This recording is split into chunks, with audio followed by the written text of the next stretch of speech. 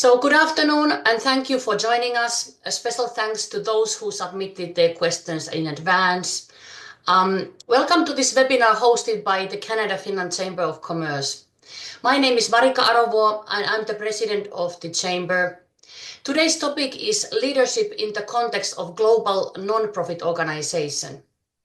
I'm joined here by my fellow board member, Mikael Sillegren, who will be moderating today's conversation with Aki Temisevä. Aki was appointed CEO of the United Nations Association of Canada in September last year. He also serves as a chair of the Toronto Finnish Advancement Association and volunteers with several Finnish organizations active here in the GTA. So Michael, I'll hand over to you to continue with the discussion. Perfect. Thank you so much, Marika. And thank you for everyone who joined today. Hopefully we'll have an engaging conversation and discussion with Aki, and we'll all be able to take something away from today. So Aki, thank you so much for joining us today. It's great to have you here. Why don't we start off with just maybe a little introduction to yourself in terms of who you are, where you come from, and a little bit of background on yourself. Sure. Thanks, Marika and Mikael, and what a pleasure to be here. So thank you, everybody who's tuned in on your busy day. So always proud to share about my work and my journey, and in hoping it would, inspire and and provoke maybe some ideas for all the listeners of this webinar. Yeah, so I'm Aki Temisevä, and as everybody can figure it out, it's a very Finnish name. And so born in Finland in a very normal suburban setting, but then when I was 9 years old, our life in a positive way turned very upside down. My father got an assignment to work in Zambia, and so all of our family packed ourselves and moved to Zambia. My mom and my brothers actually went on a cargo ship, which is a whole nother story we won't cover today, but that started kind of my global journey. And so I've called myself quite some time as a global citizen. So I've been living on and off in Finland and outside of Finland for quite some time, and I think now definitely more outside of Finland, but always very proud of my Finnish roots and my Finnishness in all aspects. Professionally, I studied international marketing, international business in Kauppakorkeakoulu, as it's the International School of Economics and Business Administration, now part of Aalto University in Helsinki. And the journey from there took me to the international business world. I worked for Procter & Gamble, which is one of those giants, fast-moving consumer goods companies, out of their Stockholm Nordic office for 8+ years, and then went on a bit of a journey on different private companies, including IT Business Consulting in Dallas, Texas, and came back to Finland and worked with advertising. And then moved to not-for-profit about 20+ years ago, and haven't kind of looked back since, and enjoyed the ride a lot. Worked in different contexts. I became first the CEO of World Vision Finland, where I then served over 6 years, and I was invited to head World Vision International global marketing out of London, UK, which was then a very different but a wonderful job, traveling the world and overseeing 22 different offices from the marketing perspective.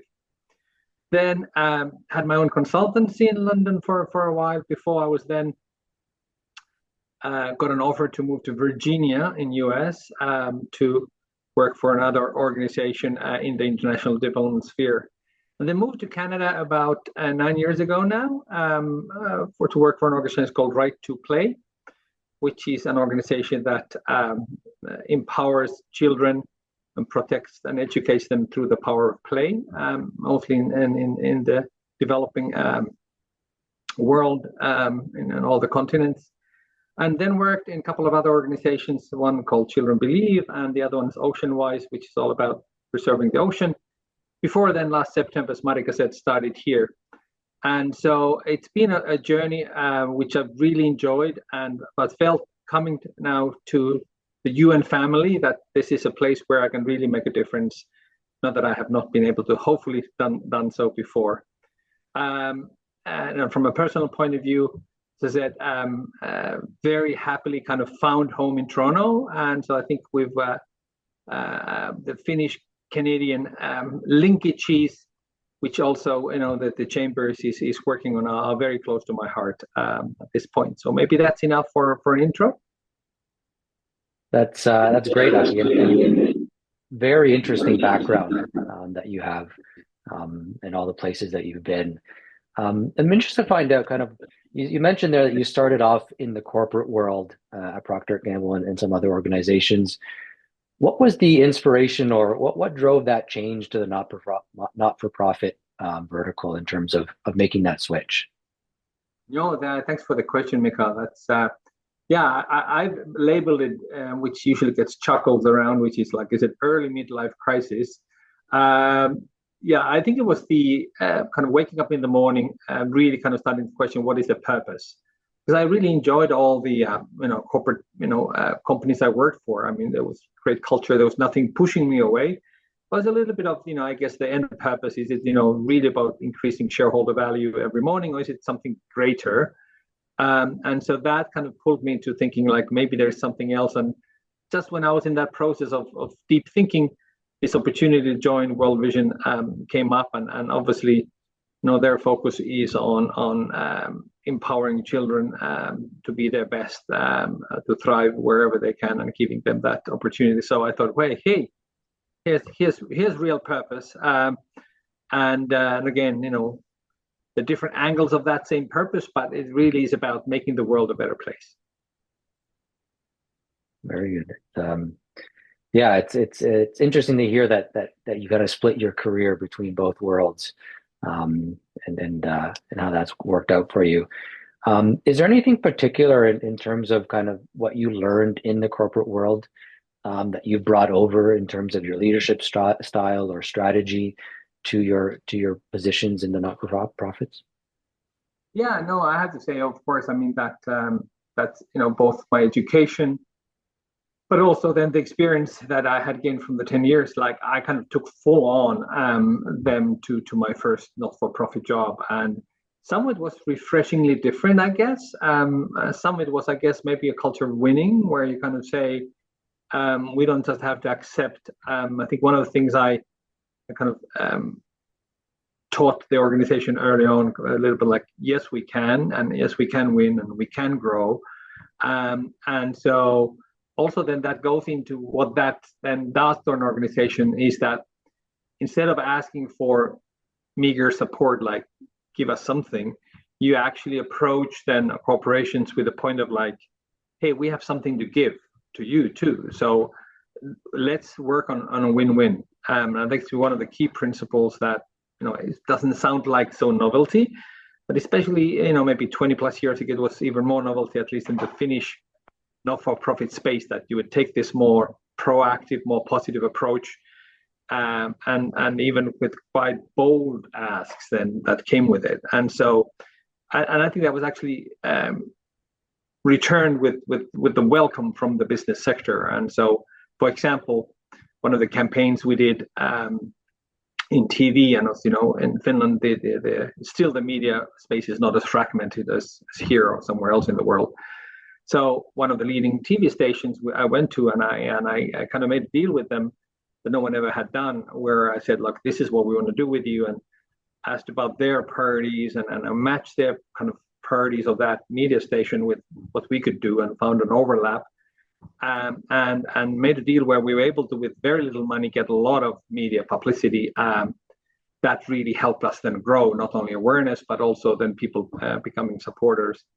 And that's still seen as one of the examples how to do things. And so it was, so those kind of things I think came more from the corporate sector. And so, I went to talk about big banks, and I remember some of them, they were asking, I opened the speech as, I guess you expecting someone with a different appearance and different ask, because I went there with a bold ask, like, hello bankers, how was your day? Here's how here's how we can help you. And they were like, what? Because they were expecting somebody to come and ask for money. And so I think that really, spiraled into, again, a positive snowball effect, as I call it, got attention, and then people really wanted to kind of come and work for us, which is not either corporate or not-for-profit thing, but what you really want is that kind of positive feeling that comes with growth mindset. So I think the three learnings I got from things that I still keep talking about is this. First of all, skills are very transferable. So, and that's again often not thought, and both ways. So it's not just, I was able to corporate. So,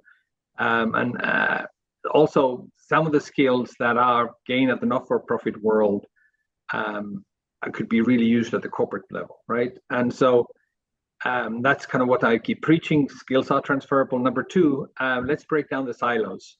Let's have innovative partnerships. It's not about businesses over here and not-for-profits here. There's always a possibility of overlap. And the one I mentioned, the third one, is like, let's always look for win-wins, because there always are. So just a few of the highlights of that transition. Awesome. Yeah, it sounds like those lessons have really served you well over your career, which brings us to kind of today, where you're president and CEO of the United Nations Association in Canada. For those that aren't maybe familiar with the organization, I think we're all know of United Nations, but specifically maybe the Canadian arm. Walk us through a little bit what you guys do as an organization. What is your focus here in Canada? Yeah, happy to.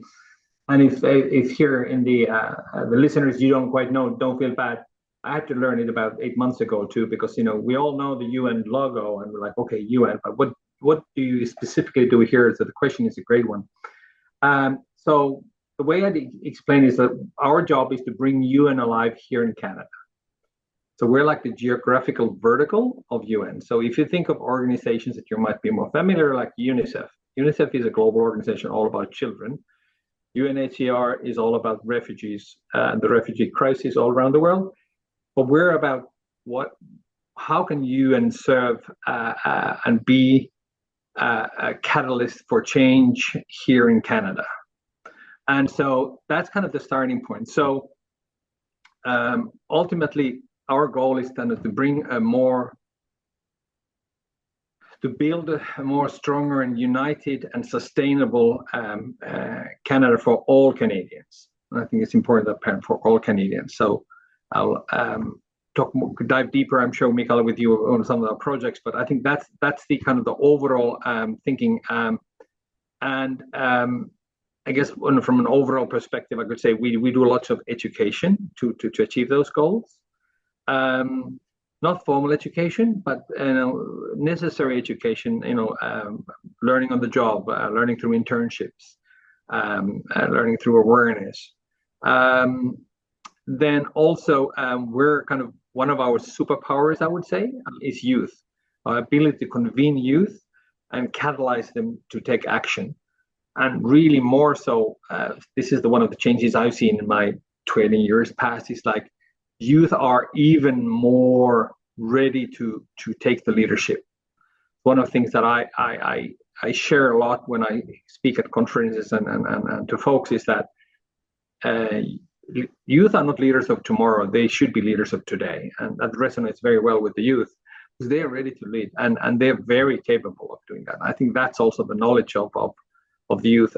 So I'm a big supporter that youth shouldn't be used just as a representation board in the boards or somewhere else, but they should actually be giving real, should be listened, because they have real ideas that can drive whatever the purpose of business is.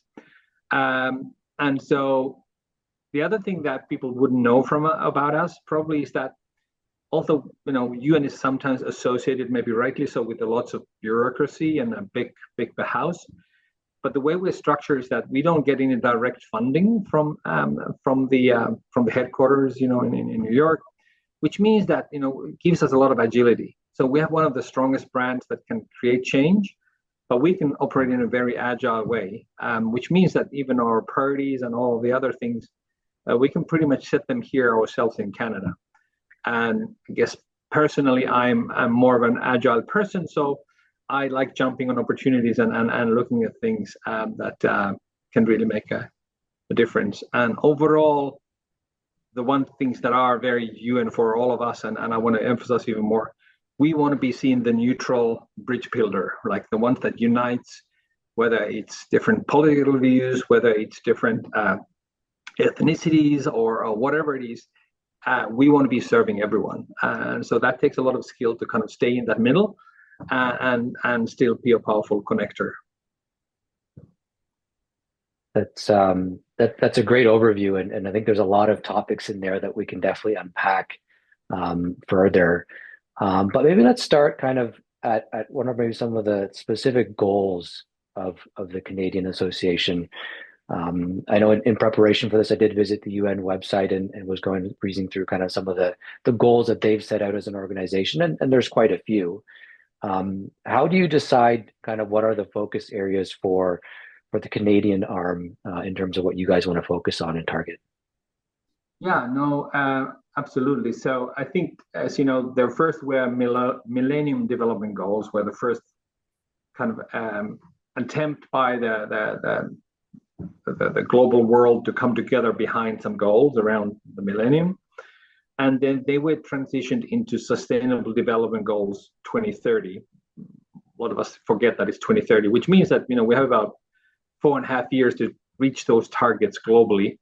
But it was, again, a commitment by all member states of UN to, you know, within 17 different, I can't do 17 with my fingers, but 17 different areas to make meaningful impact and progress by 2030. And so there are measures, there are KPIs, and then, of course, that's a bigger discussion than UNA Canada. But when I came on board, I said, let's try to be a bit more focused, because just working in all the 17 SDGs or the Sustainable Development Goals is a lot. So I said, let's focus on 5 of them. So take you through the 5 that we're specifically wanting to focus on. First one is in order is SDG 5. It's about gender equity. So I've always felt personally very passionate about that. So I would have been, it's almost a cross-cutting theme from when I moved to the not-for-profit sector and even before, although I was working in the business sector, making sure that the world definitely, you know, if it's the least thing that should divide us is our gender, right? Or decisions, whatever gender you choose to be.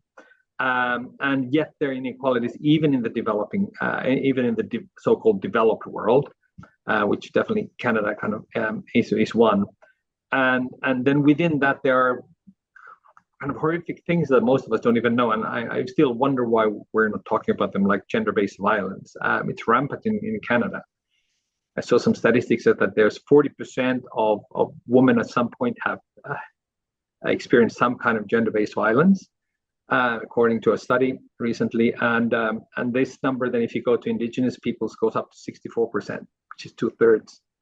So things like that. So there are lots to work on. So even within that one SDG, that we have to kind of pick our fights and where we can really try to make a difference.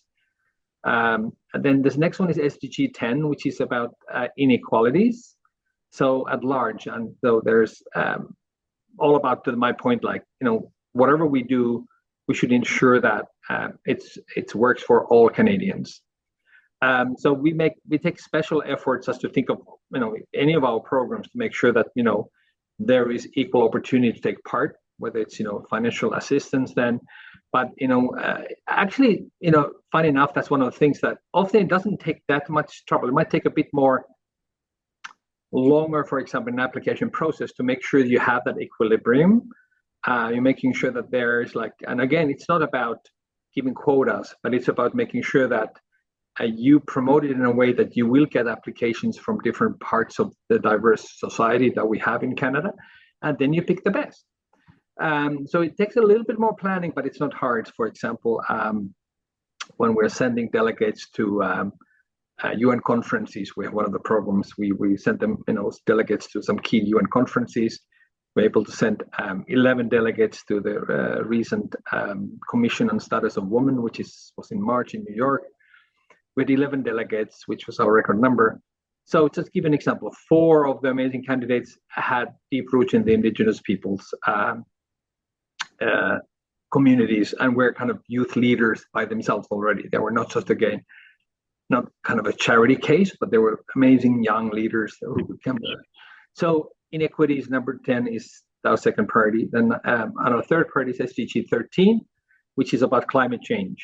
So that, again, is a broad topic, but we have, again, lots of experience in working on that, on different projects. We, for example, have a project which is called STEM, which is science and technology placements on Canadian companies of natural resources. So we're placing interns and supporting the companies who take these interns to work on the green economy of those natural resource sector companies. Very successful program. Both the students or the interns like it, and the companies like it. So the list goes on the climate change sector too. And I can talk more about some of the newest ones later. Then fourth one is SDG 16, which is all about peaceful societies and processes and systems. So it's more the macros part of it. So I take my role very literally to be available from grassroots and talking with youth, being with youth, to then traveling like tonight to Ottawa to meetings. So we have to have the change from both sides. You have to have something concrete that's actionable, that actually helps the communities, but you also have to work on the systems. So 16 is really about that. And then the last one is SDG 17, the fifth one, which is about innovative partnerships, which I kind of said as one of the learnings also when I moved from the corporate to the not-for-profit sector. And that's been also, I find myself that inspiring, exhilarating, and also it's very welcome, because again, that breaking of the silos work needs to go on. Give you an example. I went to Innovative Finance Summit of the green sector. No other not-for-profits were there, and they were like, "Wow, you're here! Isn't that amazing?" And so that's kind of always looking at, okay, so how can we work together? If the corporates by themselves are thinking of solutions for the very same issues than a not-profit is doing, why wouldn't you do it together, right? And so that is a big one for me, innovative partnerships. So we're looking both from program partnership, but also from a financial perspectives. So if we can make progress on all of them, and I think, again, I guess with the lens of really, elevating youth through all this, then I think we're on our way to accomplish more of our mission here. Great. And it really sounds like there's from your end, a heavy emphasis on youth and the future leaders of tomorrow. Do you have any maybe examples of inspirational kind of youth that you've been working with over the last 8 months that you'd like to share, maybe some projects that you met them through? Yes, I have to. Yeah, no, I've been, as I said, this is one of the aspects I like to do, whatever I do, like really continue learning and listening. So I've been as much as on a learning curve here than anything.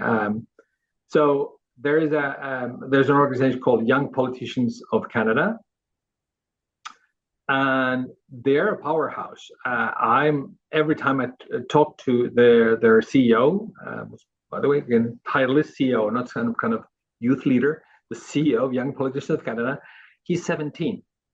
He founded the organization when he was 15, and he's got a Canada-wide organization with over 500 members. He's got connections to corporates. He's got connections to the provincial leaders, to the federal leaders. He's been on Steve Paikin's show. He's often interviewed in CBC for different things. Yeah, so that would be an example of just one inspiring youth. But then of many of our projects, we have very deliberately asked the youth to lead those. So if we go to a community, it is the youth that we want to lead. And so I think later on we'll talk to some of the successful projects we've done. But I think I always pick up the Young Politicians of Canada as one of those. But there are the Young Diplomats of Canada. There's even a junior NATO association that and I've also engaged with, and they're all very smart, amazing people who are ready to lead and are eager to make a change. That is a great story, and it's I think particularly in today's kind of even political environment, it's great to hear about youth that are looking to work together, build bridges, regardless of kind of political views or background. So that's definitely an inspiring story. When I think of Canada, I think of Canada is unique in a lot of ways. It is a vast country from coast to coast, a lot of different communities and people and groups across all the whole country. How do you, as a leader of UN Canada, kind of prioritize or work with these varying groups across the country? Because I would presume that kind of Canada presents maybe some unique challenges that maybe some other countries may not incur. Yeah, no, I mean, think of the greatness just from a geographical point of view of Canada is a little bit of challenge in terms of trying to be, because I believe that especially when you're building relationships, being actually in person, having face-to-face meetings is important, and then dropping by to a meeting in Vancouver is a bit more requires a bit more planning. But to that effect, we have 13 branches. So these are voluntary branches. They have their own boards. And if, by the way, anybody wants to get involved, that's a great way to get involved. So there's a UNA Canada Toronto branch. There's one in Vancouver. We're not quite coast to coast yet because we don't have anything beyond Quebec and Ontario.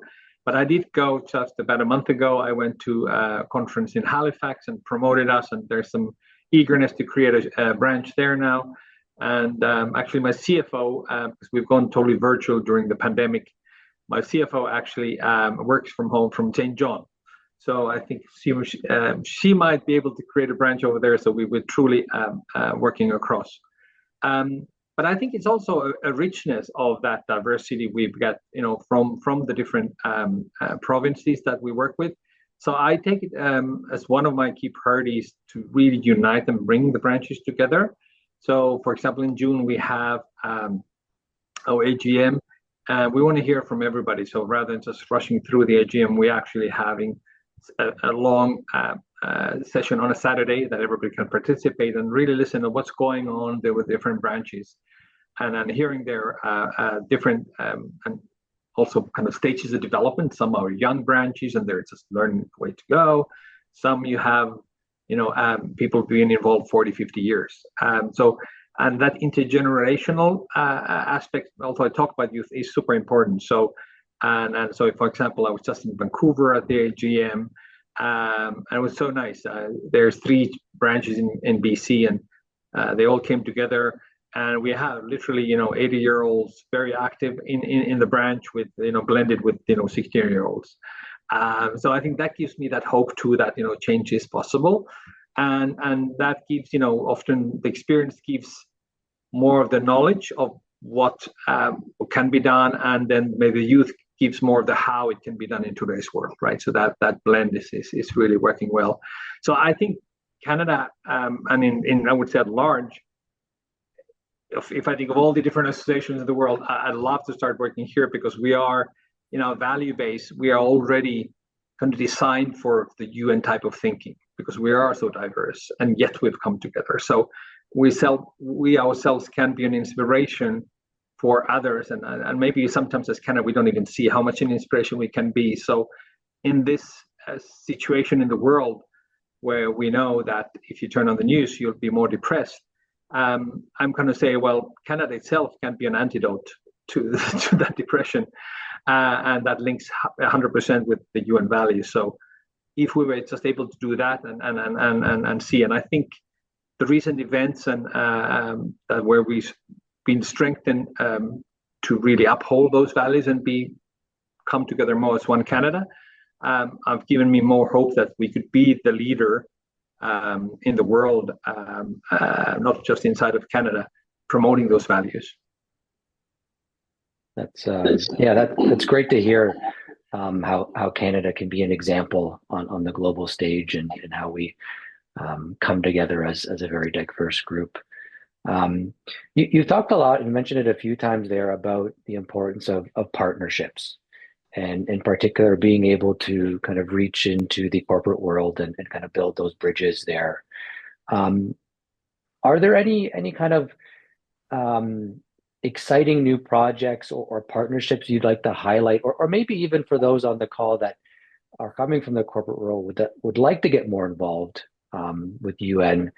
Maybe you can kind of just give us a little bit of insight into that collaboration. Yeah, no, great, absolutely.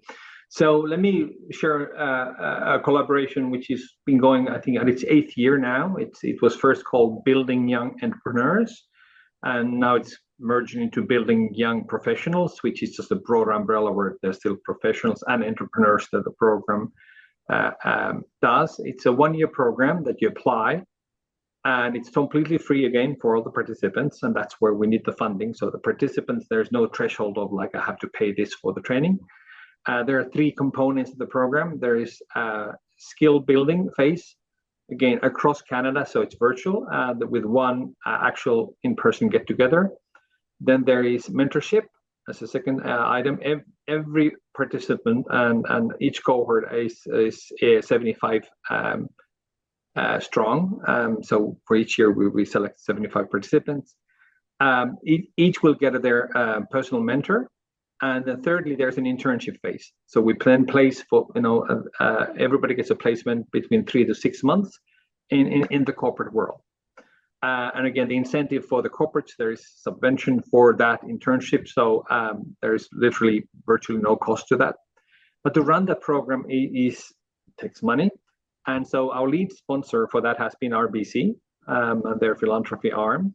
They keep changing. It's RBC for Good. They have different names for it, and they're very happy. And we have KPIs of the programs and report to them. So it's not just throwing away money and hoping things go well, And they've been so happy with it. They're continuous partner with us. But that's just one partner. So that's an example of a program where we'd love another corporate partner to chip in. So, we'll have more stability and we could even scale. I'm always dreaming of a scaling. Like I said, 75 participants. What if we could do 150, right? And this is a project that, over time, maybe you want to take leadership. It could be like your project. You just own it all. And RBC could move on to doing something else. But again, hopefully the silos are not there so you can have 2 corporate names on the same slide.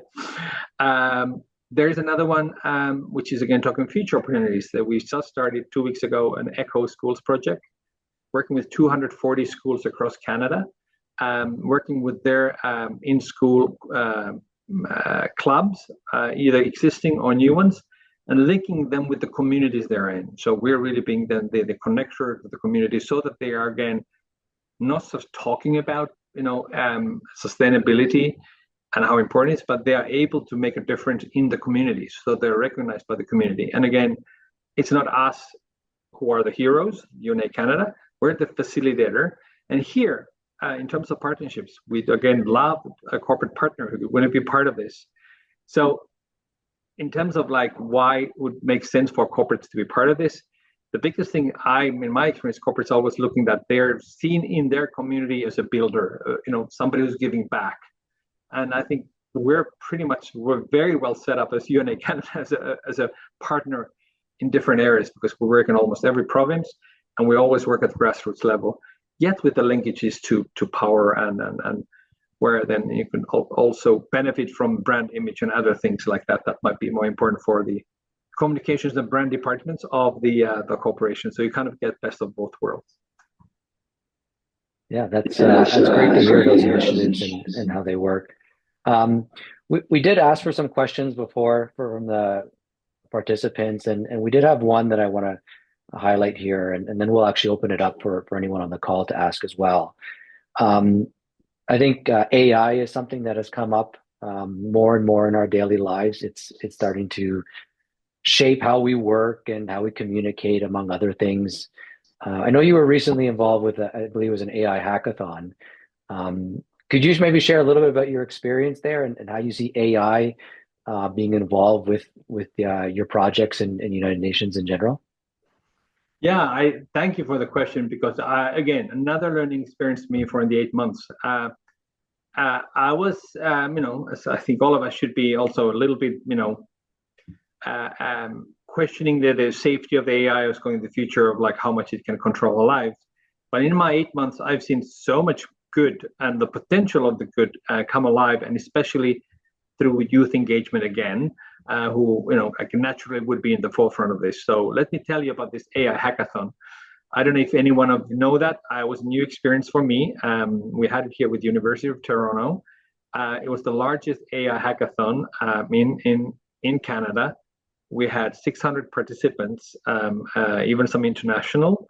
And what it means that these super smart kids, and I call them kids because the youngest university student, and wait for it, was 11 years old, going to a university. So these are super smart kids.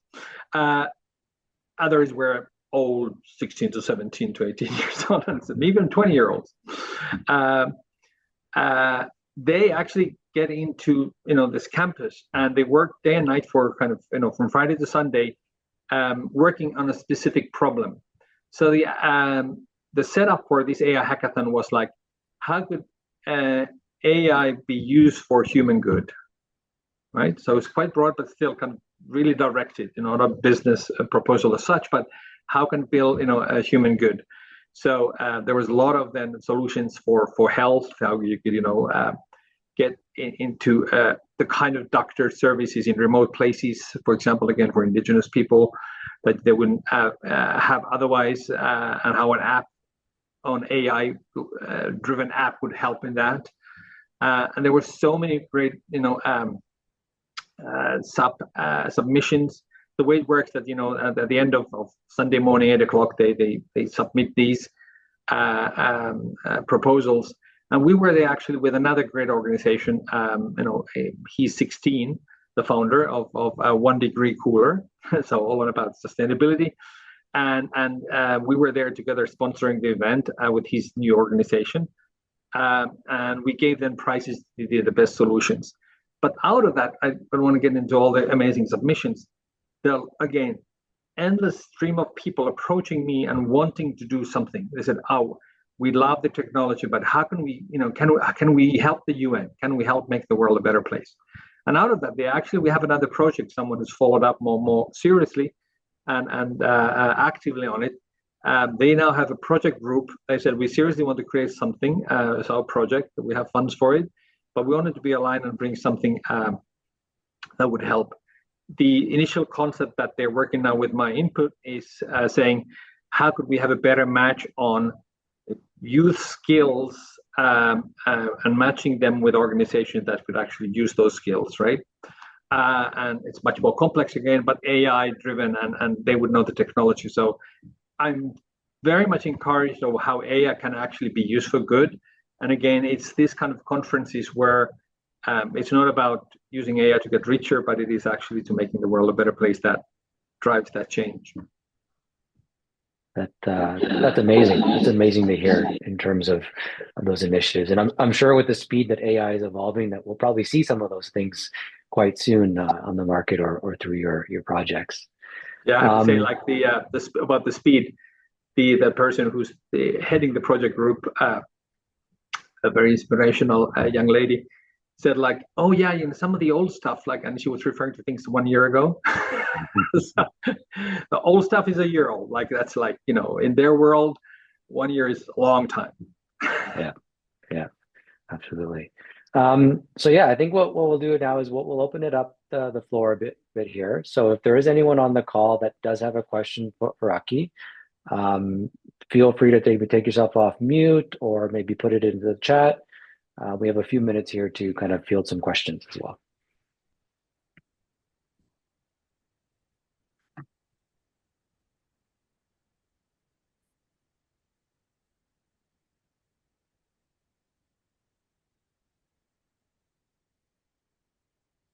So I think if you guys are still thinking, maybe I'll throw one in here in between.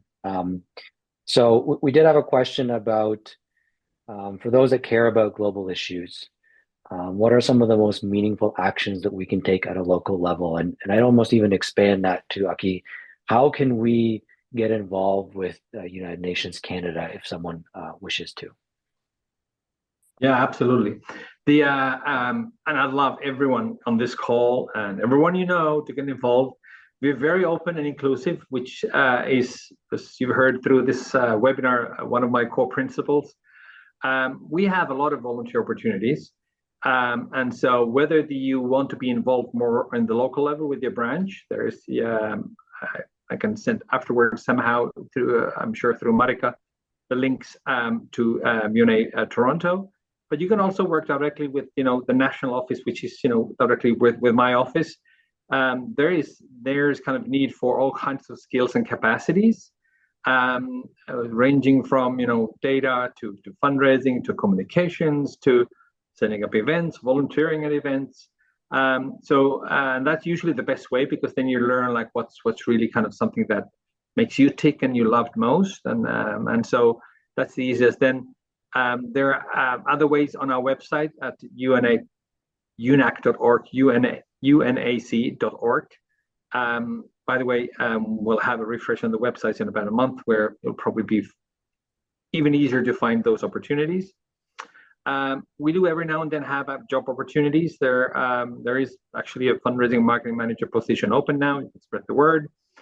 But really, as I said, a lot of these things, we're getting provincial and government support, but it needs match funding. So if all of the things you've kind of I've talked, they're not powered by without the public. We always need the public to, so whether it's a donation, one-time donation, if we become a monthly donor, that would be the most awesome thing that you could really do to build a strong Canada.